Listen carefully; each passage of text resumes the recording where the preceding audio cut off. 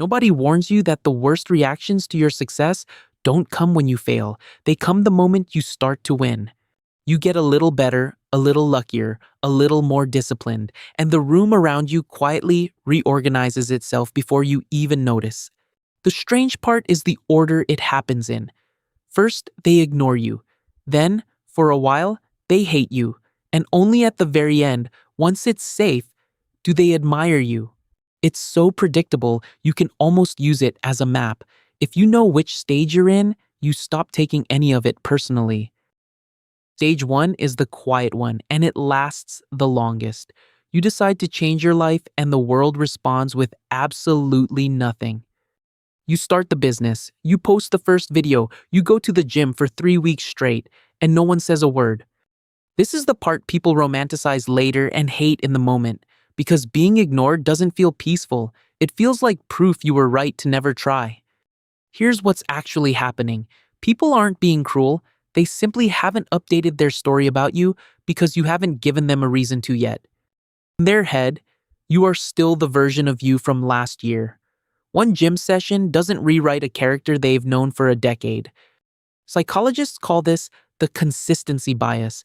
We expect people to stay who they've always been, and we quietly ignore the evidence that says otherwise.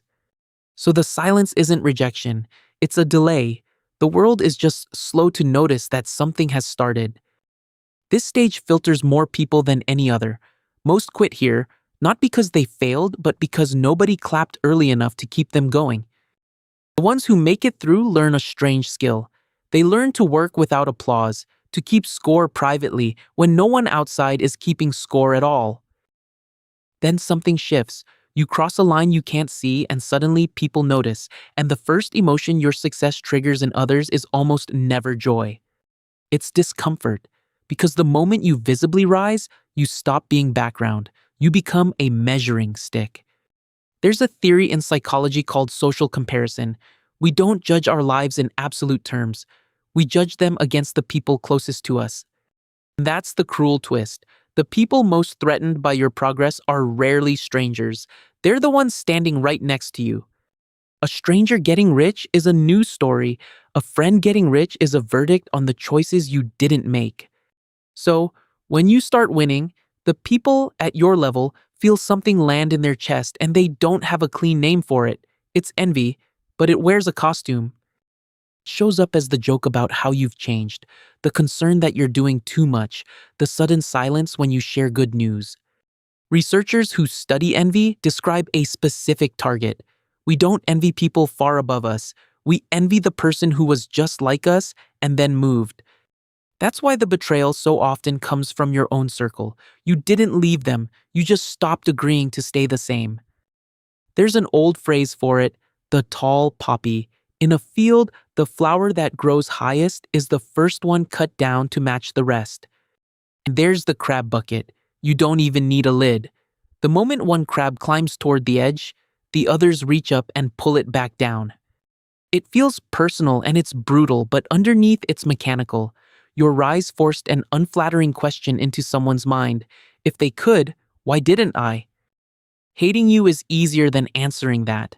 Resentment protects the story they tell themselves at night. This is the stage that breaks people who survived being ignored. Silence you can outwork, but being disliked by people you love is a different kind of heavy. The mistake here is to shrink, to apologize for the progress, to downplay it, to climb back into the bucket so everyone feels comfortable again. Because the hate isn't a sign you're doing something wrong. It's the first hard evidence that you're doing something real. And then, if you don't flinch, you reach the third stage, the one everyone thinks they want. You become admired. Notice when it arrives. Admiration shows up only after the result becomes undeniable, after it's too late to compete with you and safe to praise you.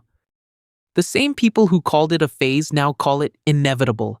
The friend who went quiet now says they always knew you'd make it. And they're not exactly lying. Memory rewrites itself.